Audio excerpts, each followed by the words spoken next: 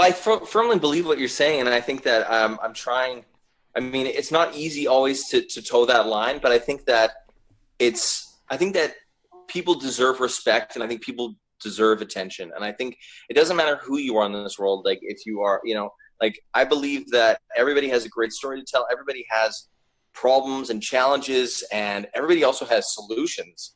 And I think that it's just, whenever I meet people, because I do I travel a little bit and I go to some of these social media things, I'm more interested in sort of like hearing what's going on in the trenches of their businesses and what they're doing, because I identify with that. I identify with other entrepreneurs that are building their businesses. I don't necessarily identify with the big dogs like Richard Branson or Gary Vaynerchuk or these guys that are building multi-billion dollar businesses. I more identify with guys like you.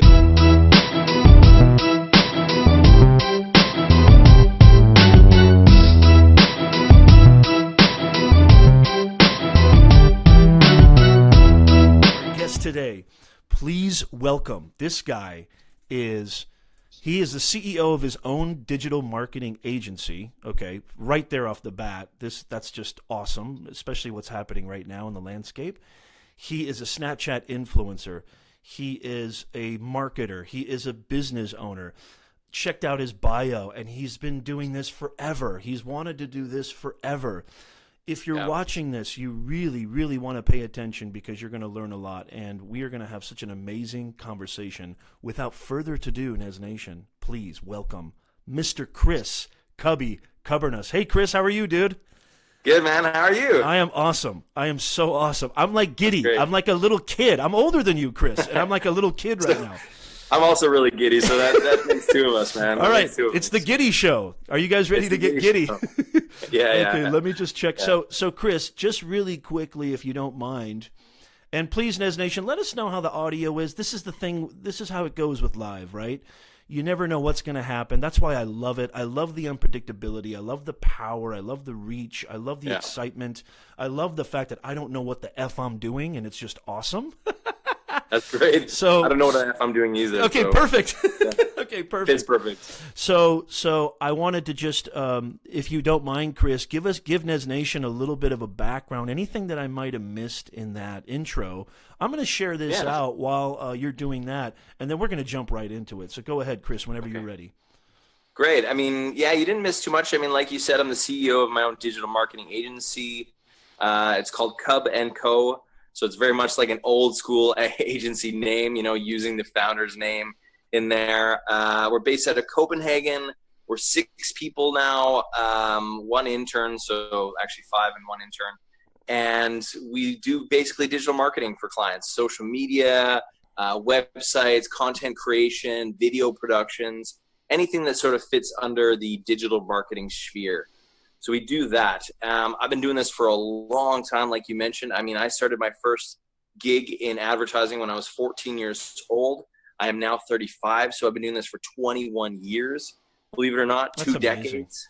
Yeah, it's pretty crazy. But I mean, I knew early on what I wanted to do, so that made it very easy to do anything I wanted within the space, right? So I got into that early. I did, I'd have my communications degree from the University of Calgary. I noticed that. Yeah. So I worked for many different companies throughout my time. I worked for agencies. I was the digital marketing director of a fairly well-known agency. I'm based in Copenhagen, but today I'm down in San Diego for Social Media Marketing World. So I'm checking that out today. Yeah, so, and dude, what a huge conference that is, and I want to get into that, and I'm so intrigued by your background, and if I may, Chris, just tell Nez Nation, and you're kind of coming in and out, and that's okay, but the audio's good. Your video's a little bit stubbly, but don't worry about it. Not a big deal. Right.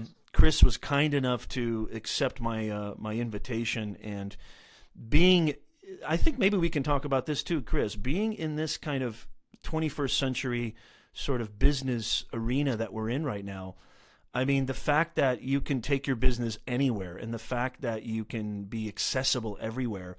I don't know about you, Chris. I mean, I know you have kids and I've got 2 kids, and I want to talk about that too. I'm never off. Literally, I'm never off. And I know there's a lot of influencers that are talking about family and balance and things of that, and other people are kind of scoffing at work-life balance or what have you. So it's amazing because Chris was like, dude, I know there's no Wi-Fi at social media marketing world, which I was like, what in the world? How's that even possible? But totally makes sense, right? And the kind of vicissitudes of live video, you never know what's going to happen. And Chris right now are you in your hotel room right now, Chris? You look like you're in a Starbucks. Oh, you are? This is my hotel room. So usually, I had to book it back here to see if I could get a Wi-Fi connection. No, you're as long as the audio comes in. Hey, Ryan, thank you for joining us. Welcome. Let us know how it sounds, Ryan, if you don't mind. Let us know what the picture looks like as well. But it's just amazing. How did you know? That's my first question. How did you know at 14 years old, Chris, that this was like? I saw in your bio that you mentioned that you were so intrigued by advertising. That's such an uncommon thing for, like, most 13-year-old, 14-year-olds want to be like football players, basketball players, singers, entertainers. You wanted to be a marketer, like never in my wildest dream. Yeah, I was a really weird kid. I mean, I think that it came from basically, I was really into art and drawing and sort of painting and stuff like that. And I think my parent in comic books, I was massive into comic books. And I think my parents saw that, okay, let's try to steer him into commercial art. And so I really was reading about then, like, art directors and graphic designers, and that, like, then that sort of like, oh, and I would often, like, think about, we'd be watching a commercial on TV, or I'd be, it was like a natural born talent in a way. Like, I would be like, oh, they should have done this like this. So they should have, like, being a typical 14-year-old know-it-all, trying to be like, they should have done this better in the advertising. There's probably millions of dollars put into that ad, and here's this 14-year-old kid that thinks he knows better. But I think I had, like, early on, I was like a natural sort of talent for that. And that's why I think I was just gravitated towards. I mean, like, you probably see that. I mean, my kids aren't old enough yet, but we can sort of get a sense of who they are and what kind of jobs they might be interested in the future. And I think that's the same for any kid. Yeah. You just have to be, I think as parents, you just have to be aware of what that kid is like and who that kid is, and lean into their strengths. And my parents did that. I was very fortunate that they leaned into my strengths, and that's how I was able to do what I do and start early. Oh, you know what, Chris, what you're saying. And by the way, how old are your kids? Do you mind if I know you said this in other, how old are your kids again? I apologize. My son Quincy is 7 and my daughter Zoe is 4. Wow. Okay. So my son Sam just turned 5. And my daughter, my angel, the bane of my existence. Dude, I'm in love with my daughter. It's disgusting. Yeah. It's disgusting. Yeah. Like, my wife, totally my wife, Chris, she's like, you're so easy on Nora. On my daughter? Yeah, my daughter's name is Nora. And she's like, you never get, like, she starts all sorts of shit. And you're just like, oh, it's okay. And I'm like, no, that's not true. She's like, no, you're harder on Sammy. And I'm like, nah. And then I think about it, and I go, damn, she's right. Yeah. I don't know. That whole mother, son, father, daughter gig is so, like, relevant. Thank you, Ryan, by the way. Ryan says, picture and audio, slight delay for Chris. Video is ahead of audio, probably only a live issue. Thank you, Ryan. Sorry about that. I think if the audio's coming through, everything's fantastic. As long as we can hear Chris, that's all I care about. Audio's key here, right? Yeah. Ryan says, me too. My baby girl has it easy. Dude, the whole father-daughter thing is insane. I never believed it until I had a daughter. Are you like that too, Chris? Yeah, my daughter gets away with murder. It's insane. Yeah, but I don't know what it is. Like, but it's we've grown up in a culture in a way to not expect more from boys, but toughen them up. We want to toughen them up. We feel like that's a sign of masculinity. Interesting. So I think that fathers naturally are harder on their sons because of that. We think that, oh, you know what, they have to, and some of that's true in some cases. I mean, I certainly know that, I certainly know that that's what we expect from men, and that's how we expect men to act, right? So in some ways it's healthy, in some ways it's not. I don't know the right answer other than I think it's difficult to be politically correct about it. I think absolutely, Chris, I love And by the way, Nez Nation, thank you, Daryl Stern, for joining. Chris is, I've been teaching What's up, Daryl? I know Daryl really well. Yeah, Daryl's in the house. Thank you for joining, Daryl.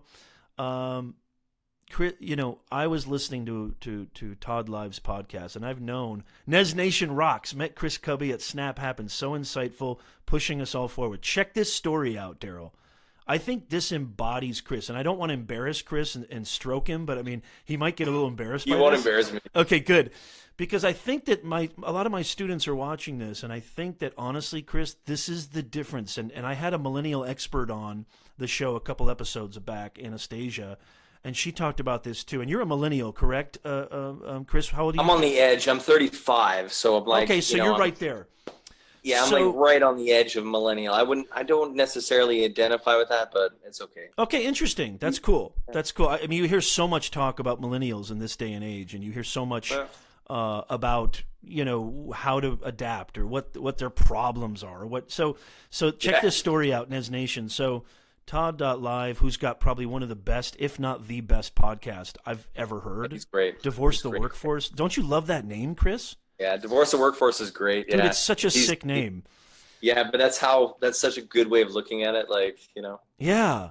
Yeah, I love the wordplay there. Being a wordsmith and being a storyteller, I love the wordplay. So anyway, Todd.live says, yeah, I met Chris at Live Summit, and he was so detailed. Check this out, Nez Nation. He said, Chris didn't know who I was. He didn't know anything about me. He was on his phone, like most people were on their phone, which like most people in the world are on their phone 24/7. But this is what Todd said. Todd said he looked at me, he put his phone away, he extended his hand and said, hey, hi, I'm Chris. How are you? Nice to meet you. And he said, and the way that he said that, and I was listening to this, and because Todd is a local yokel here, he was on the show yesterday. Todd's a local yokel, so me and Todd talk all the time. We have lunch and stuff. He's a great friend. And he said, I was blown away by how it was almost like he was excited and eager to meet me. It was almost as if I was somebody special. He said, Chris Kubby made me feel like I mattered, right? And Chris is a big dog in this arena. Chris has got. I don't know about that. I like to think that I am. just based on, and I don't want to do vanity metrics, even though he's got a lot of followers. But I think just based on how long you've been in the game and your ethic and your work, your work ethic. I think Saba, thank you for joining us. Daryl, thank you. Gord, thank you for joining us. And Todd.live said, and that's so funny because everybody calls him Todd.live now. It's so awesome. And Todd.live said, I was blown away by how eager he was to meet me and how much attention, how much, just concern and just consideration he gave me, who I was nobody, right? And by the way, Nez Nation, I did the same thing. Chris doesn't know anything about me, right? I'm nobody in this space. And Chris was like, hey, man, I would love to be on your show. That sounds fantastic. Great, because and I think this and I want Chris. I'm doing way too much talking. I apologize. No, it's okay. I like it. But I told because I tell my students all the time this. I think this relates to business and marketing. Serving. It's about serving your audience. It's about doing for your audience. 100%. Don't put so much attention on what I can get out of my customers, what I can get out of the company, what I can get out of the organization, but how best can I serve you? Chris, can you talk a little bit about that? Because, dude, absolutely. you're rocking that, I think. I think you're rocking that. Thank you, Gord. Yeah, well, I firmly believe what you're saying, and I think that I'm trying – I mean, it's not easy always to toe that line, but I think that people deserve respect, and I think people deserve attention. And I think it doesn't matter who you are in this world. Like if you are, I believe that everybody has a great story to tell. Everybody has problems and challenges, and everybody also has solutions. And I think that it's just, whenever I meet people, because I do I travel a little bit and I go to some of these social media things, I'm more interested in sort of hearing what's going on in the trenches of their businesses and what they're doing, because I identify with that. I identify with other entrepreneurs that are building their businesses. I don't necessarily identify with the big dogs like Richard Branson or Gary Vaynerchuk or these guys that are building multi-billion dollar businesses. I more identify with guys like you and Todd Bergen and guys like that, that are doing their thing. They're divorcing the workforce. They're doing they're doing I these love it. types of podcasts, they're doing these types of live videos, because that's who I am. I believe that, I'm just a regular guy. Like, I'm I not, love that. I mean, like, who the hell am I? Like, So and humility, I've right? learned so much Humbleness. from people Yeah. like you guys. Like, I've learned so much, and I try to give back as much as I can. And I think also putting the phone away is a major thing. Like, I try to do that in meetings. Whenever we're in meetings in the company, it's like, if the boss is on the phone during a meeting, that's just a big, F off to everybody. Like, that shows that you don't care about those other people. It shows that you don't actually give a crap, and if you don't give a crap about them, they're not going to give a crap about you. Love it. Oh God, That's how listen I to that. feel about it, right? Oh, that's fantastic, Nez Nation, and I think we've talked, and it's so funny because I know that Gary's been out there promoting emotional intelligence and advocating self-awareness. And dude, I've been telling my students this for like 20 years. Yeah. But I mean, not to, I love Gary. I mean, I'm not saying anything, but like, I'm just like, holy shit, like that's beautiful. Actually, I love it, to be honest, Chris. I love it. Because it's like, oh my God, dude, like I've been telling my students that that's the most important key to everything. And I love that he's out there, and I'm going to get him on the show for sure. I know I am. Dude, Chris, we've done, you're our 11th episode. We launched 2 weeks ago. Yes. So, dude, we're doing this. That's fast moving. That's really great. I'm busting my ass, and I'm learning a lot from people like Chris. And listen to this, Nez Nation. Listen to what he said right there. Being aware of the fact that you may think it's normal, right, to be on your phone. You may think that, and it is, right? It's normal out there. It's become such a norm as far as behavior. But being aware of what kind of message that sends to your audience. And Chris, who, I mean, I want you to talk about your business and how you run it, because it's so interesting, and I think the audience would get so much out of it. Because in my day, nobody cared about you unless you were a C-level executive or unless you were one of the higher ups. This idea of company culture, Chris, is so like brand new to me. I mean, I'm much older than you.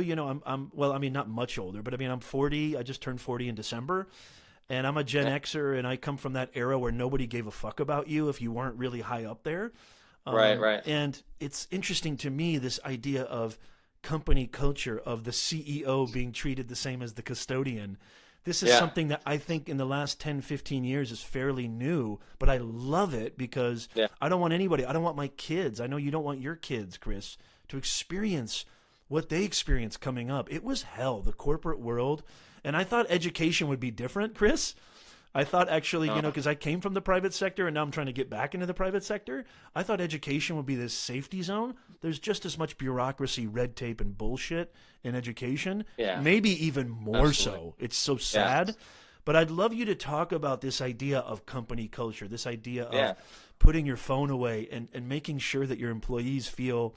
And by the way, 6 people's a lot. I think that's awesome, by the way. Congratulations. Thanks, man. And I mean, we're moving pretty fast. I mean, we've just got some amazing clients, like I can't complain. And I've got amazing employees that are super dedicated, and we just got a really great team. So that's enabled us to do so much in such a short period of time.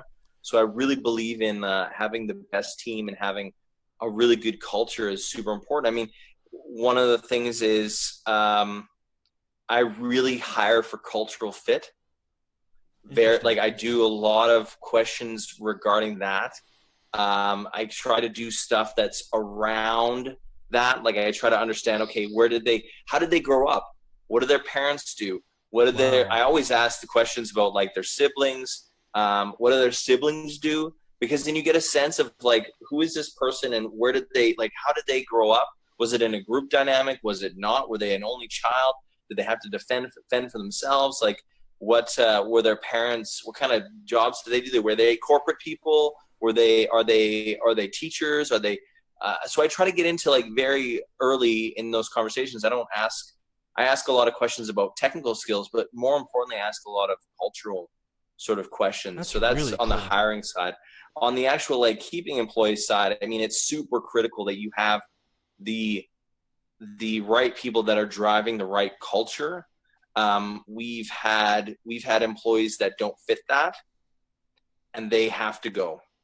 Interesting. That's just the way it is. Even you cannot put up with assholes. You cannot put up with people that aren't, because what happens is they poison the water. Right. and you end up getting the good people that you actually want.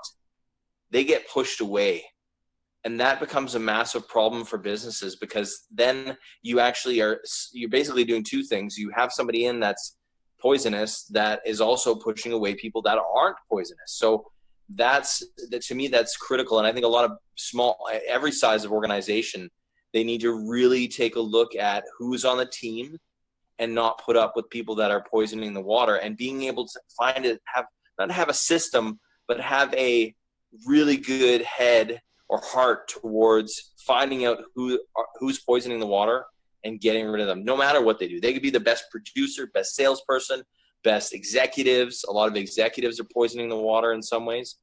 If they do not add to the culture, if they do not fit to the culture, they have to go. So talent, if I'm hearing you correctly, Chris, I love what you're saying. And Daryl, I want to get to your question. Really great question by Daryl Stern. So if I'm hearing you right, Chris, you're saying that doesn't matter how talented they are, because I tell my students this all the time, and I love this, Chris. I love it. We're doing a project right now where they're trying to start their own business, and they're investigating audience demographics and psychographics, and they have to literally create an innovative idea for that specific niche audience. And I tell them all the time, I go like, you have to understand who these people are. You have to understand what makes them tick. You have to understand the psychology. But also, it's not about, you have to work well in a group, right? I mean, you have to work well in a team. 100%. Even if you're Michael Jordan, even if you're LeBron James, what makes Michael Jordan and LeBron James is their ability to work with others. People think that this whole idea of solopreneur or entrepreneur or small business, that they do all this stuff on their own. But Chris, I love what you're saying. They could be very, very talented, but if they're not working well with others, and if there's, you won't find a more humble guy in NEZNATION than Chris Kubby. This dude, talk about humility. I mean, when I listened to your podcast, I was blown away. I was like, I can't believe this guy's not 60 years old. He talks like an old wise man. I mean, I am mean 60. That. I look actually really good. You I are use 60. oil of Olay. Yeah. Really, like every day, you know. I love it. I love it. So that's fantastic. So Daryl has a really good question I want to ask you, and I think it's great. Daryl says, hey, Chris, how do you interview for culture? Do you have a system? You know, no, I don't have a system. And we've actually talked about this at the office of like trying to come up with a system. But, you know, it's a standard set of questions, really, and it's a observation. I also tend to do interviews with 2 or more people from the team. So that's also a case is like I can't catch everything in an interview. So I often, even with the first interview, I bring in other people of the team because they're going to catch stuff that I don't see. Very nice. The other thing that I do is I tend to sit on the same side of the table as the other person that as the person that I'm interviewing, and have the 2 other team members on the other side, because I want to look at that person and get their mannerisms and find out, are they telling the truth? Are they genuine? Are they interested in what the person on the other side of the table is saying? Or are they only interested in what they have to say? Like, you know, like there's a lot of body signals that are involved in that. Man, so this is awesome. I tend to do that a lot. I really believe in not like group hiring where you're like, okay, you're sitting in front of a panel and but I really trust my team members to get a sense of who a person is. And that's why I always bring them along. I think it's critical especially if they're going to work with that person. Like I'm of course the CEO and I'm around but I'm not working like in the trenches. Well, I am, but not every single day. You're going to overlook things naturally. You can't see everything. Yeah. And exactly. And so I don't believe that and that's, I think a lot of business owners or a lot of entrepreneurs or a lot of higher ups feel like, no, I know what's best for the company. I know what, I know what kind of person, like obviously the buck stops with me. Like I get the final say in who we hire, but I need confidants. I need people on my side that actually like care about the business that are going to help me hire the right people. Right. So I firmly believe like getting into the team and getting them help me. I love that. And Gord says, I love what you're saying, Chris, by the way, because I tell my students, and I want to ask you about grades and GPA. Gord says, I've had superstars on my team that can poison water. They made life difficult for the team. Team fit is number 1 because it's the synergy that wins. Wow. Absolutely. Wow. Yeah, 100%. And it's not only team like fit, it's also fit towards clients. Like if you're in a client service business like we are, Right. I've also had people that are great on the team, great talent. They don't know how to work with clients. Right. And that's another aspect you have to examine and watch. But I think that can be taught in a more easier way than actually team fit. So I kind of go a little bit more lenient on that. But I've had people on the team that have downright could totally screw up my business with what they're saying to customers. And that's super detrimental, and you have to watch out for that as well. And that, Beautiful. You don't find that out until it's too late almost. And Daryl says, thank you, Chris. That's awesome. Daryl says, bring in other people. He quoted you. Bring in other people from your team when interviewing, as they will pick up on what you can't. That is Chris Kubby, Kubbernus. Yeah. Absolutely. I 100% believe in that. Okay, I have a question for you. Amazing shit that I miss that I go back to the team after the interview. I'm like, oh, what did you think of this? And they're like, and it's not just stuff that I missed. They just have a different angle on it. Of course. That I never thought about. And I'm like, oh, yeah, I never thought about that. That's interesting.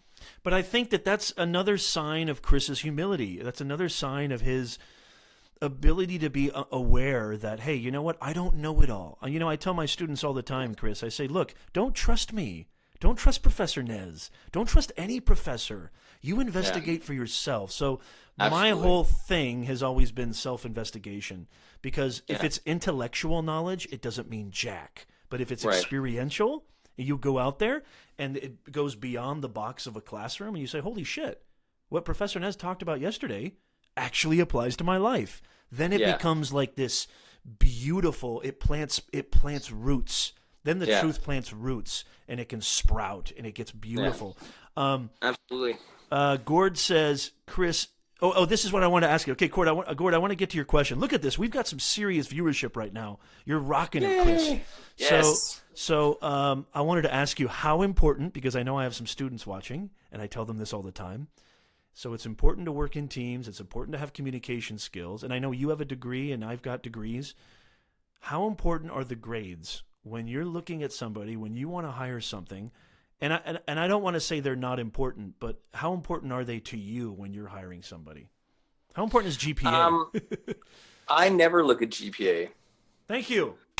I never look at grades. I rest my case. Well, I don't look at grades because it doesn't necessarily. It says that, okay, you can take a test in most cases.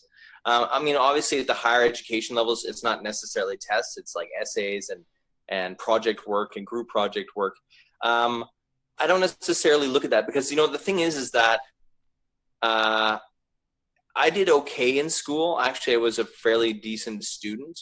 And I've also met really bad students that do amazing work, right? So I don't think it's not a clear indication of their abilities. So it's not a metric that I think matters unless it's like I would say if it's like a heavy scientific role, or it's a heavy, obviously when I go to the doctors, I'm like, I don't ask him what his GPA is or her GPA, but it's kind of nice to know that they actually had some schooling and did their thing, right? Yeah, of course. But I don't think it's an indication of success or an indication of how well you will do.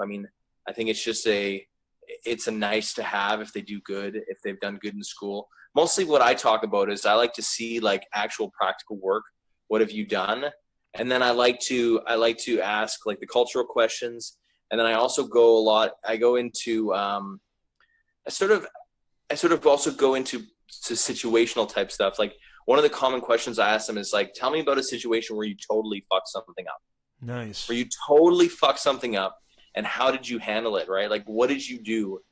And from that, I can normally tell how they kind of react in situations, because there's going to be screw ups. There's going to be places where things get bad, and you want to know that they have some abilities to get around that. I also ask, speaking of education, I also ask them, tell me a situation where you taught somebody something. Nice. Because I believe that the skill to teach is crucial in group work and crucial in any sort of, I think it's a crucial skill today because, for example, when we're doing client work, if project managers are asking the video guys to do something or the graphic design guys to do something, those those people, those video people or those graphic design people, they need to be able to explain their process. They need to be able to, because the project manager might come by and say, like, why did you choose this route, or why are we doing this? And if they just say, that's just the way it is, then it's not going to work, right? Often people don't put themselves in the other person's shoes and say, like, right, you know, you got to explain how you got there. You got to explain, well, we chose this color because it's part of the visual identity for that company, or we chose this video thing because of this. And if they're not able to do that, then I have a problem with it. So that's also something I look for. Oh, that's really good. I mean, and it, again, I so, you know, it resonates with me immensely, Chris, because I tell my students, that's great. You can have all this knowledge in your head. You can be the expert programmer. You can be the expert IT guy. You can be the expert software dude. But if you can't get that across to an audience, if you can't communicate that, it's worthless. You have to be able. You have to be able to get that across. So I love what you're saying, and I was listening to a podcast. I'd love for you to comment on this. We're getting a ton of questions, and we're going to get to it. Gord has a really good one. I'm going to get to your who has autographed the visor on your hat? Really, Gord? I don't know who this is.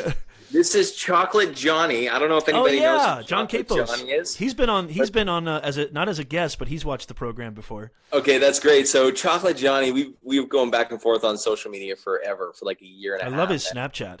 Yeah, channel. he's such a great guy, and he's always told me he's going to send me a hat.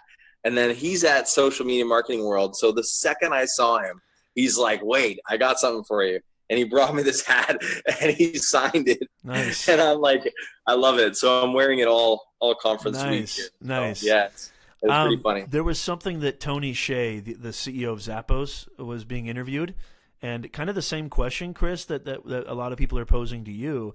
You know, what are some interview tactics, or what are some? And one of the questions that he asks, and I'd love for you to comment on this. One of the questions that he asks new hires, or that he has his people, who are interviewing, ask is, on a scale of 1 to 10, how weird are you? That's one of his questions. And they asked him, he only hires weird people? Yeah, I was like, well, I don't know if it's necessarily like you have to be weird, but it was interesting because we're talking about self-awareness, right? We're talking about knowing a little bit more about investigating who you are and what you're all about. Yeah. And I love the stuff I think that I hope to God, I'm going to share this with my class next week, after they come back. I think this is having real practitioners, people who are in the real world, who are actually experiencing the ups and downs, the ebbs and flows.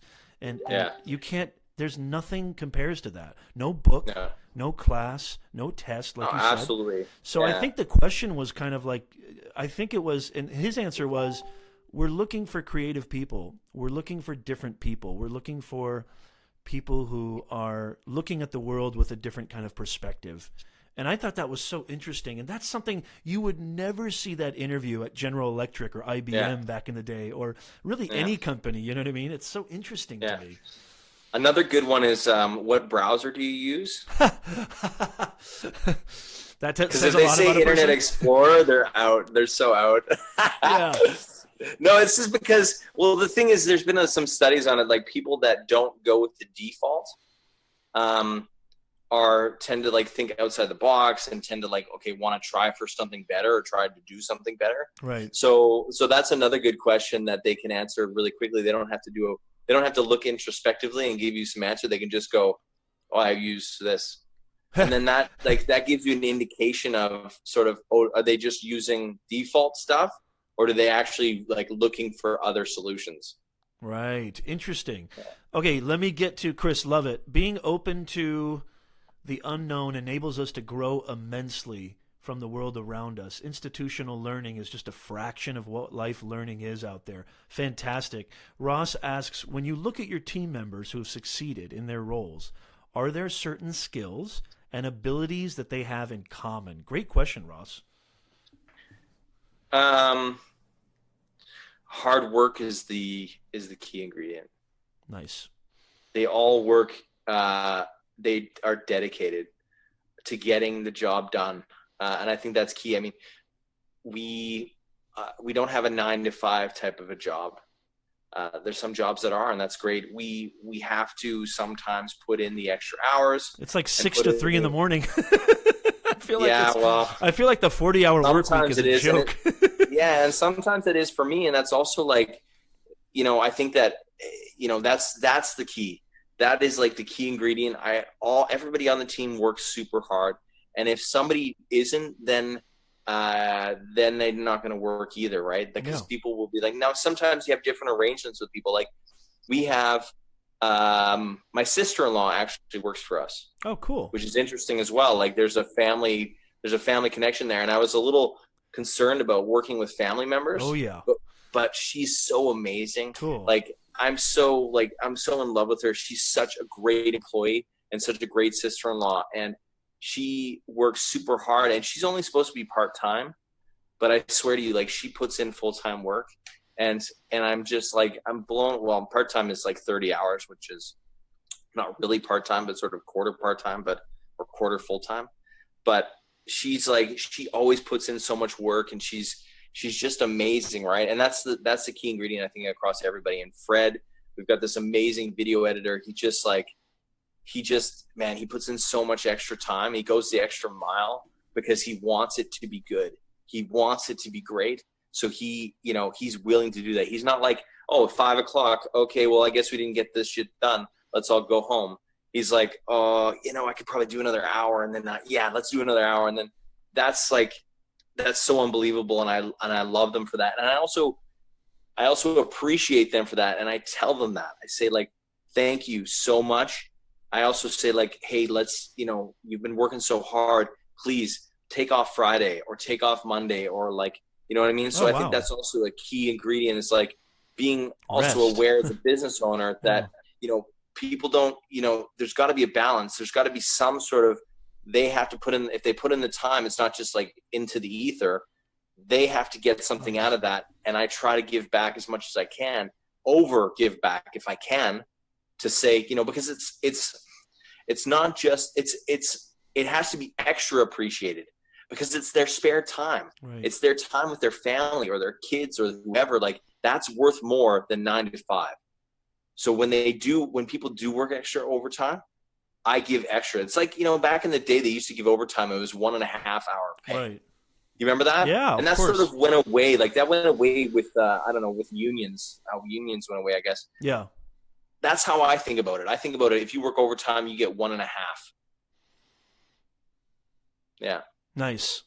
Beautiful. Thank you, Chris. Great question, Ross.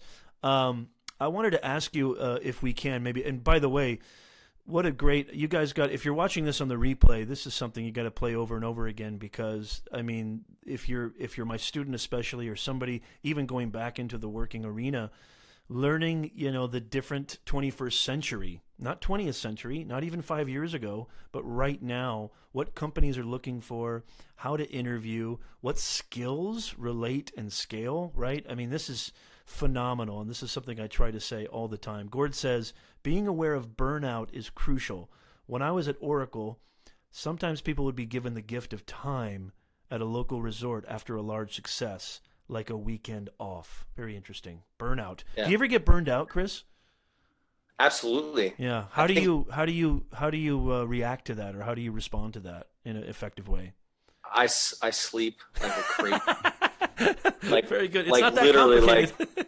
No, it's not. Yeah, it's not so complicated. Like when I'm burnt out, I can sense that, I can see that I'm more tired than I usually should be.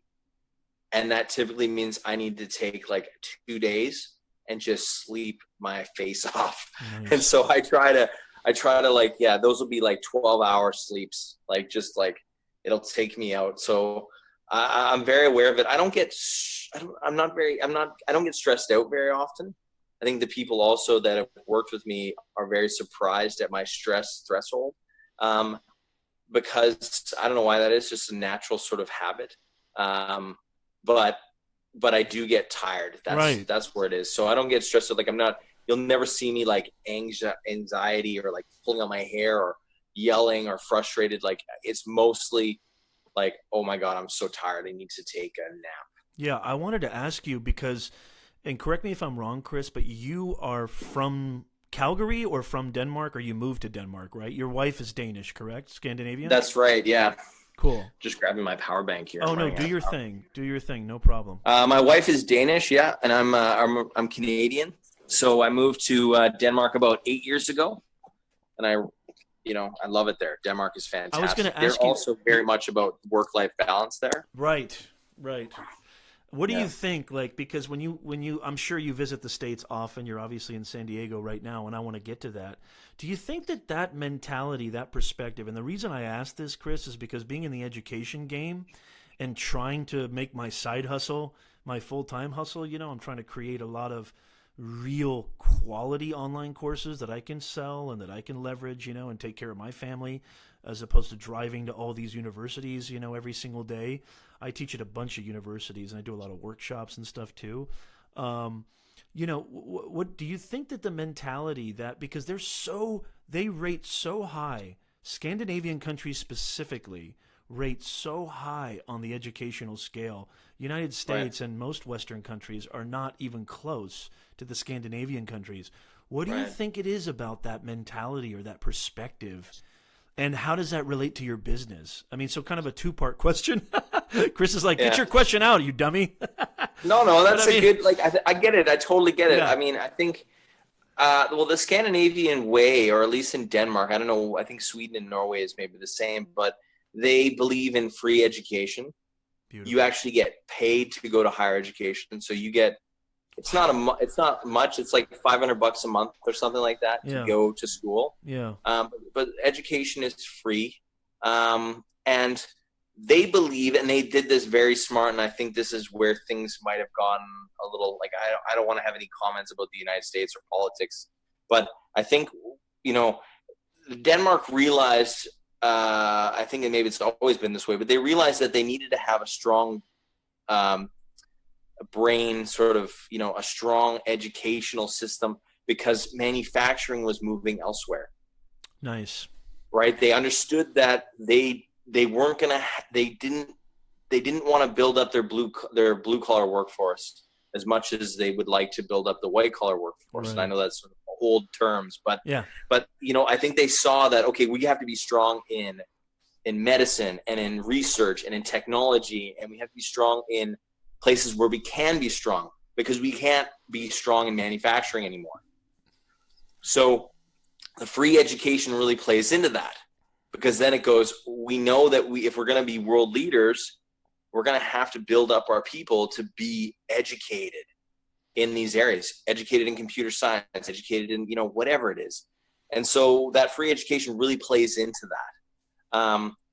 And I think that that's sort of lacking in some other countries. They haven't understood that the world is changing, and you need more, I hate using the term white collar, because it's not the way it is anymore. It's just the way, we think about it. But I think that was really smart of them. And I think they cherished education. They really respect it, but they respect it in the way that you go and do what you're passionate about. Right. So for example, they have more of a vocational type of system at the high school level. So they don't force you to go through high school if you're not meant for high school. Wow. They say to you, phenomenal. At 14, they say hey, are you going to be a carpenter? Then don't sit here. You don't need to learn. You mean actually taking classes that relate to what you want to do? Yeah. What a concept. Super amazing, right? Right. Yeah, what a concept. It's not even that complex. It's so real to me. It's so practical. Right. Yeah. I love that. Yeah, so that's the thing, right? So they realized that early on. So when you're 14 or 15, if you're going to be a tradesperson, if you're going to be a computer scientist, if you're going to be, they direct you in those ways. Right. And that's super important. And so that people aren't wasting their time. So people do what they're passionate about. The other side of the coin is that many people have a really good, it's called A-Casa, which is basically an unemployment insurance that you can buy into separately on your own. Wow. So if you lose, you don't have to, for example, and it doesn't matter about unemployment. If you quit your job, you can still take out of your insurance. So say you hate your job. Wow. You're I hate this job. You go say to your A-Casa, your insurance, I don't want to work in this. I'm quitting. I'm going to take out of my ACAS, and now it won't be 100% what you made before, but it'll be like maybe 50% for a year or whatever that insurance is. And that affords you the ability to do what you want to do, right. to do stuff that makes you happy. So you're not stuck in a job that you hate because you need the money. Wow. So a lot of people in Denmark do what they love because the society has been set up that way. That's beautiful. Oh my God. And I think thank you for sharing that. And by the way, again, don't you just love the way Chris communicates, Nez Nation? So giving and so erudite and just communicative, and really just I love it. I'm so Thanks, impressed with the way that you carry yourself. And I didn't learn it from anything. It's natural. Yeah, I mean, honestly, I think natural talent is important, and natural ability, and knowing who you can are. Learn it though. You can definitely learn. I'm trying to teach that as hard as I can. I'm really trying hard, Chris. And I think that what's really cool, if I may piggyback on what you said, Chris, I think that's what's really cool is that more and more companies, even big companies like Hewlett-Packard and Apple and other companies, General Electric, are starting to really emulate your thesis, meaning grades, GPA, not to say, because there's a lot of students watching or who are going to be watching the replay, if they're not watching now, do your school, do your education, but that piece of paper is not the end all be all. You need to go out there. You need to go grab it. You need to go experience it. You need to fall down, as Daryl Stern said. Fall down, fail, make mistakes. Your mistakes are beautiful little teachers, right? Daryl says the prob with USA education is it's stuck in the industrial age. The bell rings and you move to your next class like an assembly line or factory. Gord, thank you so much. I was going to ask you to ask this question again. Thank you for that comment, Daryl. Please give us the likes and the hearts and the smiley faces. It really helps us, and it lets us know that you're there. So thank you guys for commenting. And Chris has been so graceful. I don't want to keep him too much longer. I got to go pick up my kids pretty soon anyway. Nice. But Chris, you've been awesome. And Gord asks, Gord's been wanting to ask this question, and it's my fault. Do you utilize outsourcing as a strategy? What is your outsourcing experience? Yeah, absolutely. We outsource quite a bit of stuff. We use it in times of where the business isn't quite ready to take on that role yet. So for example, there's always gaps in your growth where you go, it's not quite ready to hire that next employee, but we can't let go of the work. Like we can't say no to that client because we want to get that stuff done. And we also want to demonstrate that we can do it.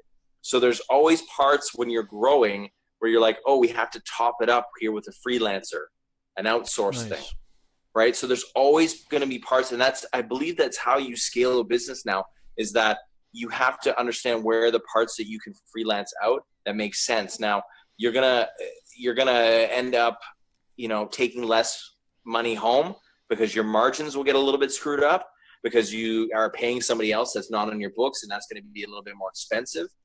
But it's the way to get growth. It's the way to scale up, is to use those freelancers. Now we also outsource.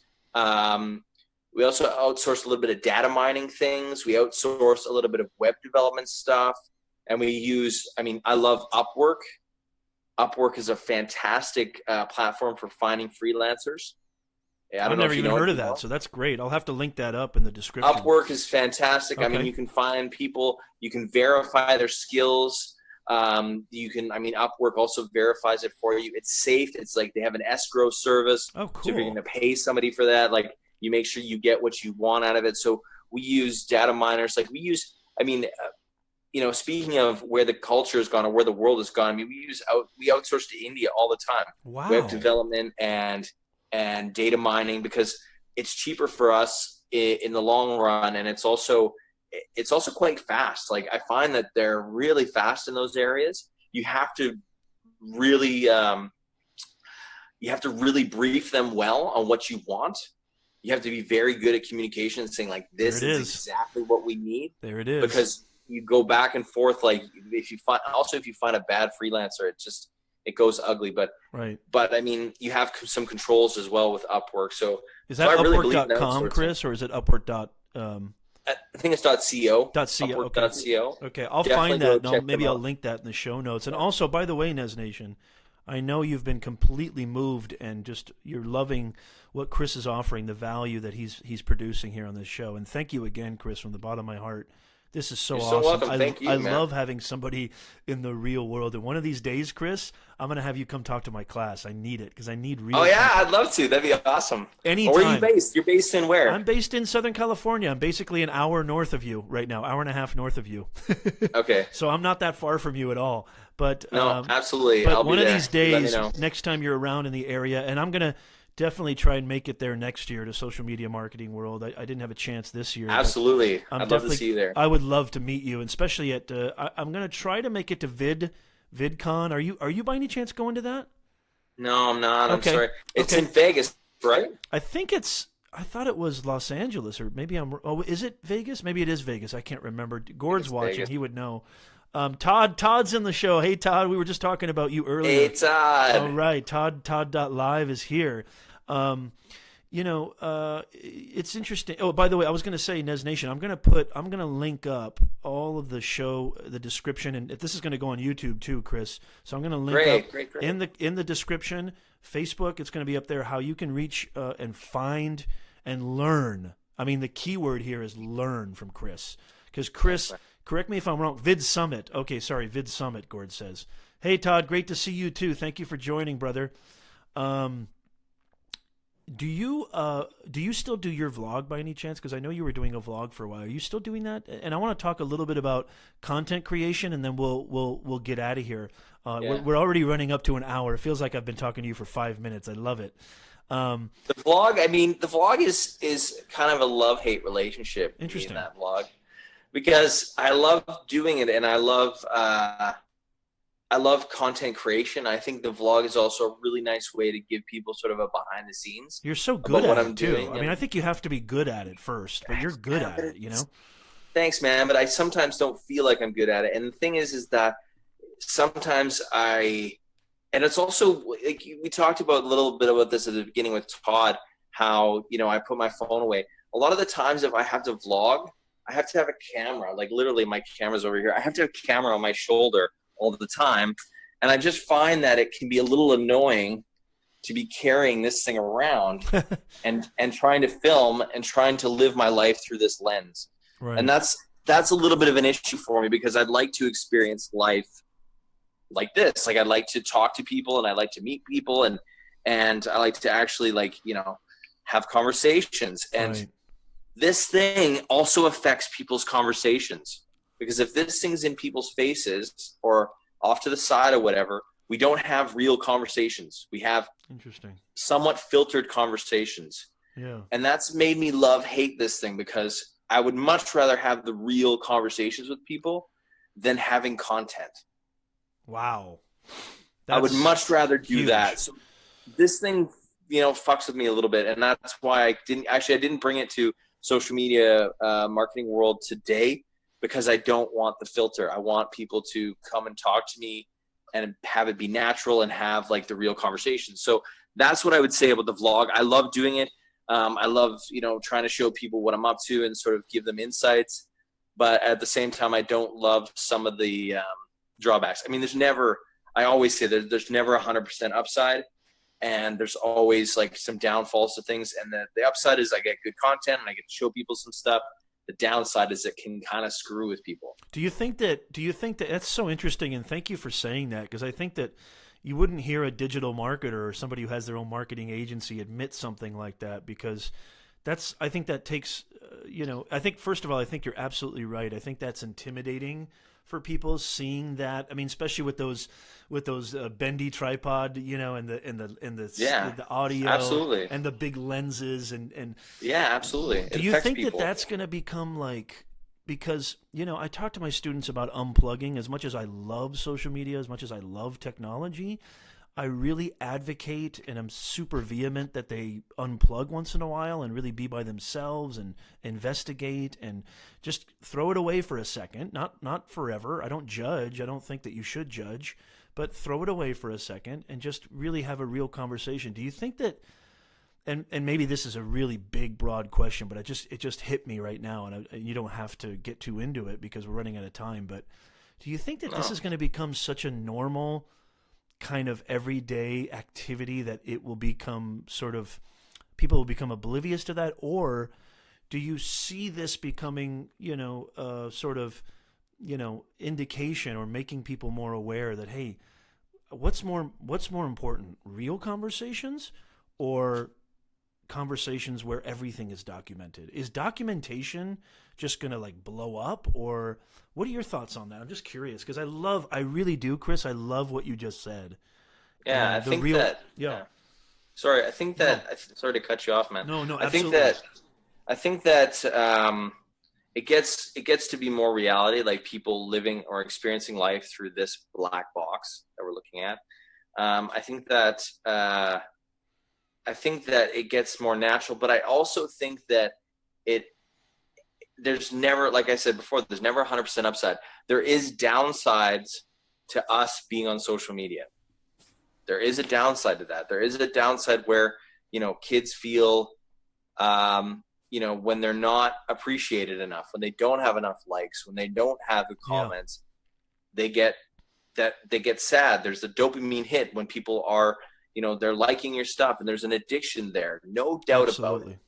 I got to be honest, Chris. I feel the same way. I mean, I'm not going to lie to my audience. I'm going to tell you the truth. When I don't get like my Instagram photo or my my video on Snapchat, I go, where the hell's my? I mean, there's a part of me. It's human nature. I'm an adult, so I know that I'm an adult, so I know that it's not. I mean, there's a part of me that obviously is very aware that it means nothing, but there is that part of me that's like, shit, man. Yeah. Yeah, absolutely. And I think that the breadth of human experience is just changing so much right now because we're able to experience everything. Wow. Especially as we get into VR, and especially like it used to be like you get to experience a certain subset of life, or, okay, you got to, what living in a small town is like, and but everybody can experience everything now. And does that have an effect on us? Yes, absolutely. Because now it's harder it's like a drug addict in a way, like, as you get more accustomed to the drug, you need more of it, right? And that's social media in sort of a nutshell. Is that as you get accustomed to 100 likes on your photo, then you start saying when you only get 105 or 101 or 90, you're like, oh man, what did I do wrong? Because your high is taken off a bit, and that's a really weird thing to think about. But it's so I really firmly believe that I monitor our kids' not social media, but I monitor our kids' sort of use of the iPad. I was going to ask you that next. Television. And so, obviously, like, I believe that it has an effect on people. So I try to monitor it. I try to keep it at a normal level or keep it at a below normal level so that they're not so, they always need the iPad. Like my wife and I went to a church ceremony about 3 or 4 weeks ago. It was a christening for a baby, and I had to stop myself a little bit because I was like, yeah, maybe we should bring the iPad and like have them watch that, because an hour-long church service is not. Oh my God. Not so nice for kids, right? Oh my gosh, distraction, diversion is key sometimes. Yeah, but then my wife was like, you know what? They need to learn how, and we need to learn how to balance that. Yes, it's going to be a struggle. Absolutely. Yes, there's going to be pain. Yes, it's going to suck in some places, but if they don't learn how to sit in a place for an hour and either entertain themselves or learn how to listen to what somebody is saying there, how are they going to learn? How are they going to sit through an hour lecture in school? Right. How are they going to sit on a bus when they have to go somewhere, or a train, without the constant barrage of entertainment or information? How are they going to do that? And I said, you're absolutely right, honey. We need to give those kids that skill. Because that is a skill, to be able to sit there and there's parts in our lives where it's boring. Yeah. Like you're going to have times in your life where it's not always like, oh my God, something is happening all the time. And I think the younger generations don't know what that's like. You and I were born before the internet. So this generation coming up is, my daughter, Chris, honestly, I was reading a story, just really quickly, Chris. I was reading this story. I don't mean to cut you off. I apologize. No, you didn't come in. I was reading this story to my students. We were doing it was a literature course that I taught maybe a couple years ago, and it was Truman Capote's In Cold Blood. It's a fantastic book, just a killer book. If you haven't read it, check it out. And in the first two sentences, the scene opens up with a family, and the narrator describes the four kids watching television. Now, this was back in 1957. Television was pretty brand new. And the description was, Chris, and this is why it resonates with this conversation, the description was, it was the only thing that could pacify our kids was the television. Meaning, because they never told me this, Chris. I'm sure they didn't tell you this, and I love my kids to death, but they never told us the hard shit, the times where you're just like, dude, enough is enough. Like, you're crying, you're whining, your moods, your hungriness, it's not all beautiful. I love my kids to death. Don't get me wrong. I love absolutely. My kids. But I think, honestly, Chris, it's the hardest thing, and I don't shy away from hard work, and I know you don't either. Raising a human soul I would be jumping off a bridge. Yeah. I mean, me too, I know that's buddy. dramatic. Me too. I'm with you as well. I mean, we're like two peas in the same pod. I mean, my wife is just so amazing. I'm so great with our kids, and she really keeps me grounded and keeps the family grounded and does stuff like, you know what? No, I don't think they should bring the iPad to the church. I think that's a bad idea. So she's so good at this. And I mean, because I'm media all the time. Like, I'm on the phone all the time. Right. She can see how, my default is that almost, right? Yeah. So, and I think that she's doing a very good job of trying to teach our kids that isn't the default. Right. The default is sitting and playing in your room with Lego and, like, imagining a world, like, it's, using your imagination versus having it served up for you. I'm terrible. You know what, Chris? In a nice, 1920 by 1080 pixel format. Yeah. Like, I mean, so I think that's really great of her, and that's awesome. She's so amazing at that, and I need to learn a lot from her. I mean, Chris, the way you talk about your wife, just God bless you, sir. I think that's so beautiful. I can't think of, I'm so lucky amazing. That I got married a little bit later in life. I married my wife when I was 32, so we've been married for about 8 years now, and I don't know where I would be. I think every successful human being is very lucky. If you have a partner that helps you out, and is supportive and nurturing, yeah. God bless you. I would be nowhere without my wife. I wouldn't be able to do this. And I'm so bad at it, Chris. I'm going to be completely honest with you. I'm so bad. I don't give my kids enough of me. I need to. I am constantly on this and this and this and that. And I need to be better at it. I don't know how Gary does it. I mean, it blows me away how much he's producing. I don't know how Carlos, all those guys are just crushing it. Let's first of all, awesome stuff, Chris. And again, this is just fantastic. Thank you, guys. Cricket's in the house. Hey, Cricket Wilson, good to see you. Yeah, we're streaming on Zoom. Good to see you. So let's maybe we can try and wrap this up, Chris. And again, Nez Nation, this has been. What a fantastic, fantastic show. This has just been amazing. Craig Fox. Hey, Craig, how are you? The Musically King. Craig Fox is in the house. The Musically King. Dude, this guy is like crushing it on Musically. I can't believe it. It's like insane. He's doing a great job. Great my job. God, he's doing fantastic. Good to see you, Craig. So I wanted to, maybe we can try and wrap this up and talk a little bit about social media marketing world, because I know that's where you're at. And I'm sure you miss your kids and your wife. I'm sure you. Man, they FaceTimed me like right before this. That's and I'm awesome. Like, guys, no, like I couldn't do it. I'm like, guys, I gotta go. I gotta be on this show. Yeah. Like literally, and I was like, bye. And my heart was like crushing. Oh my God. Yeah. So it was a bit tough, right? So this is something I think that's really interesting for Nez Nation to learn from, Chris, because I know you go to a lot of these things, and you for your work and for your business and for your networking. Tell us a little bit about conferencing maybe in general, and then because I loved what you and Todd talked about on the podcast, and then tell us a little bit about what your experience is like so far at social media marketing world. Yeah, I mean, conferencing in general, I think it's I try to speak at them.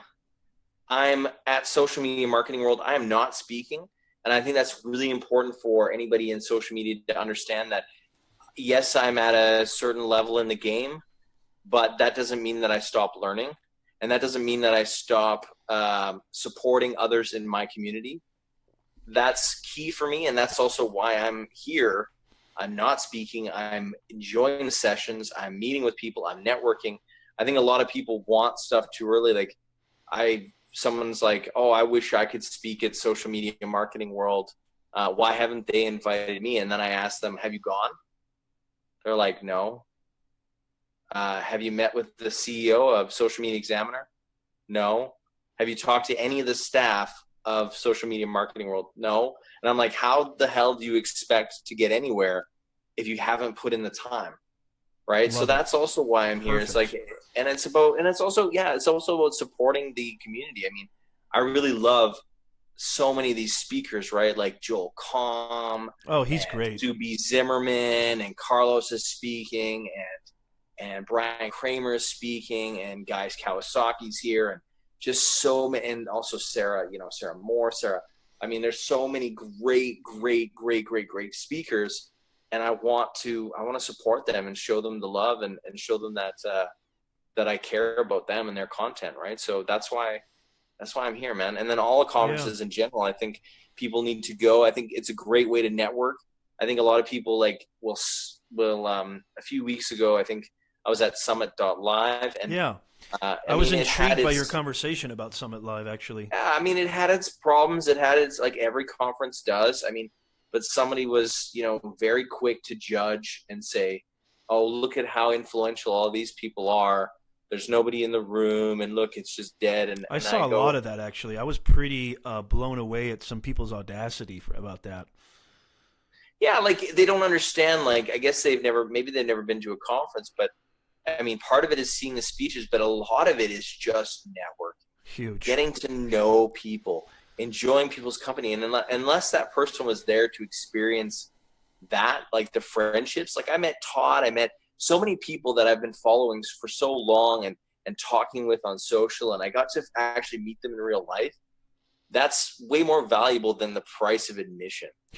And that's real influence. That's real people getting together, talking through issues, challenges, exchanging knowledge. The stuff on the top of the panels or the stuff up at the screen, yes, that's also knowledge. Yeah. But the knowledge exchanged outside of those rooms is way more valuable and way more interesting than anything said on any panel ever. Love it. So I think that's what they were missing. And I think a lot of people miss that point. And I think that's just, they need to understand that, I think. I really do think people misperceive and misunderstand these places for what they are and what they entail. Todd says, and I loved what you said, and we talked about this on our show too, the value is in the hall. I think that 100%. Don't you think that should be a T-shirt or something? I tell Todd, I go, you need to market that. You need to market that. Yeah. If I'll ever do like a keynote sometime soon, I'll say that the value is in the hall, and then I'll put Todd.live/Bergen. There you go, Todd. There you go. If you don't do it, Chris is going to do it. I'll give you a massive shout out. Yeah, and this is something I try to tell my students, Chris, and I love it. I think we could wrap it up here. This is so awesome, by the way. You go and you learn things, and you're going to be receptive, but you got to go out. Chris. Probably, I'm sure people get intimidated to go talk to Chris because they know who he is. They know how much work he's been doing in the space. But what he's saying is you got to go out there. You got to put in the time. You got to communicate. Yeah, absolutely. You got to ask, hey, Chris, hi, I'm Peter. Who are you? Nice to meet you. I just wanted to say this.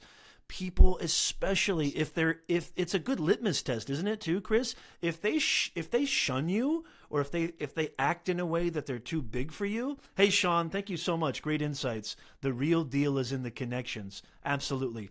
If they shun you, Chris, and they're acting all macho or big, and they're too big for you, I think that's a good litmus test, isn't it? That tells you a lot about their organization. That tells you a lot about who they are, what their thesis is. Yeah. I mean, I think that's and the thing about Chris is, check this out, Nez Nation. He has, let's go into like funnel marketing for a second. He has devouts. Todd.live, every time I'm around Todd, every time I talk to Todd, Chris is mentioned at least a couple of times. Thanks. Yeah, I know the connection. Sorry, Cricket. Yeah, my connections are keeping me going. Oh, never mind. Oh, sorry, I misunderstood that. Oh, great, Cricket. Thank you. Todd said, Chris is one of the most approachable people I've ever met. Felt the same about Alex Kahn. Yeah, he's a great dude, too. Yeah, Alex is great. He's here, too. I mean, the thing is that almost everybody that I've met in this space is super approachable. It's insane how good this community is. Yeah, absolutely. I mean, I haven't – I mean, I hope that people aren't scared to approach me. And if anybody's seeing this and they ever see me at a conference or – or want to approach me in social, like, please do not hesitate. I mean, I love talking with people and I love hearing your stories and what you're up to and what you're doing. So like, and I'm like a big bear type of a person and I'm always like, I'm always smiling. So I hope like people are, I'm not sitting in a corner somewhere, like giving the fuck off symbol. So, you know what I mean? Like, I hope people come and see me and say hi and talk to me. So, but I think that everybody in this space, I mean, it doesn't matter how big they are. Like I was talking with Mike, the CEO of Social Media Examiner, yesterday. Oh, and Mike's he's great. Like, he's great, right? And he's like, really nice he guy. talked to me like for 5 minutes, and he's so willing with his time. And I just think, everyone's so great. Everyone's great. This is, I got to be honest, coming from the education world. Coming from the other, I helped my mother run a leather handbag business for a really long time, and wholesale and retail. I got to say, this particular specific, kind of, I don't even know if genre is the right term, but just this specific group of individuals, this community, I don't think I've ever seen a group of individuals exemplify community relations, openness, receptivity, caring, kindness, altruism. Yeah. I got to be honest, and I think this has a lot to do with the fact that I think most of us come from that kind of background of like the techie kind of more so electronical sort of. I don't know how else to describe it, because I think that those communities, I mean, Twitch is a really good example, and Sean Knows was on my show recently talking about that. It's all about the community. It's all about the people. Behind that avatar is a human being, right? Behind all of these screens, there are human beings. And Chris, when I see you, I'm going to give you a big fat bear hug. Get ready. I'm ready. I've been giving people hugs all week, man. Like, even people that don't want it, like, I'm just like, eh. I saw your video with Sue. I thought that was so great, where you and Sue B were talking. I mean, it's just amazing. Yeah. It's just awesome. She's such a just a ball of happiness. Yeah. She's so amazing. That's where I got my sign. I got my sign from Sue. Yeah, I know. She's carrying those signs around all through the conference, and I've been wanting to meet her forever. Like, she's really she really helped me figure out some stuff on Instagram and get things going there. So, I mean, I really owe her a big debt. And I actually, when she did a talk, and then she asked me to get up and say a few words, and I did it. And I was like, yes, my first social media marketing world talk. Nice. It's in the bag. Nice. It's in the bag. I got it. It's in the bag. Yeah. One off the bucket list, right? Awesome. So she's amazing. I love her so much. So. Well, dude, I got to say, Nez Nation, thank you, Gord. Thank you, Cricket. I got to say, this has been just an awesome, awesome show. We started a little bit late, but you know what? Sorry about that. That's my bad. No. To have Chris on the show means the world to me. Wi-Fi issues. No problem. No problem at all. I think that the value is all there, and if the video is that bothersome, you could always just listen to the audio.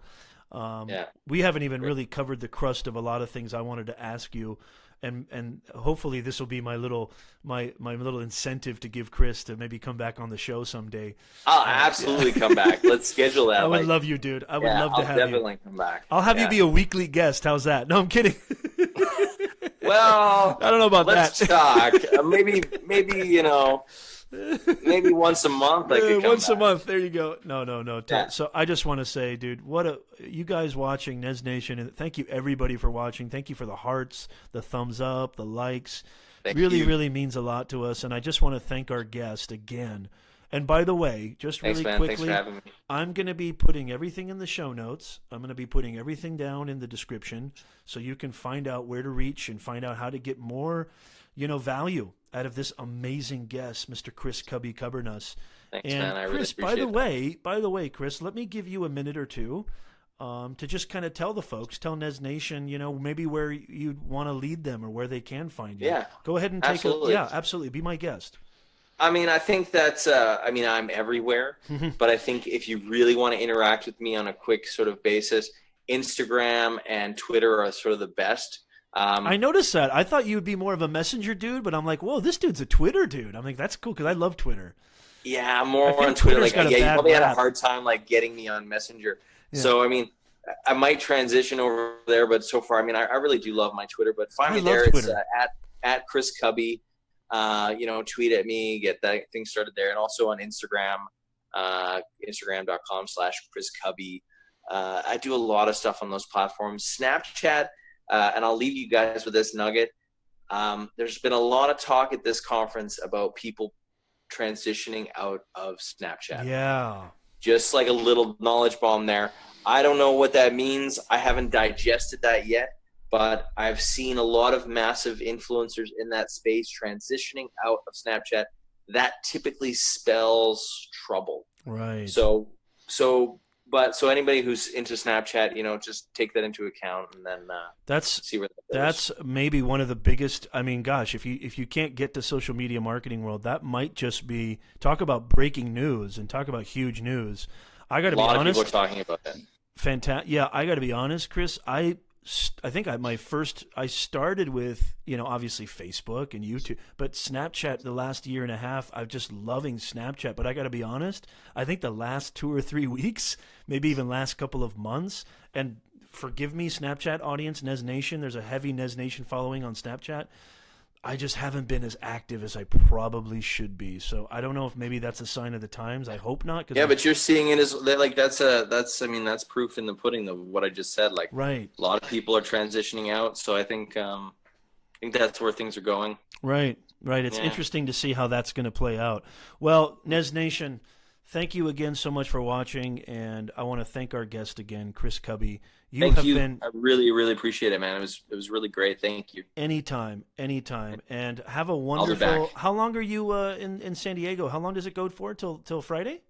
Yeah, Friday. I'm leaving Saturday night, so I'm here for a little bit. Well, make sure that you follow Chris. I know I will be, and make sure because I'm sure he's going to give us a lot of sneak peeks behind the scenes of the conference. I am. So everybody, pay attention to that. And again, from the bottom of my heart, what a gracious, what an awesome guest. This is what I live for, Chris. This has been a dream of mine to have a talk show like this. And I joke around saying I'm going to be the Jay Leno of Facebook Live, but I'm not kidding. I am. You will be. Actually, I can sense that. And I can sense that. People like Chris and people like Todd and people like Ross and others, who've been on the show. Nick, I mean, I'm so blessed. I don't care if I don't monetize this. I don't care if none of this gets anywhere. I'm so grateful because it's so much fun to have real conversations with people, and this is the beauty of technology. So from the bottom of my heart, Mr. Kubbernus, thank you so much. Have a wonderful day. Have a wonderful time at Social Media Marketing World. Get back safely to your beautiful family. Thank you. I can't wait. And we will see everybody. We will see all you guys next time. Thank you again. Nez Nation is out.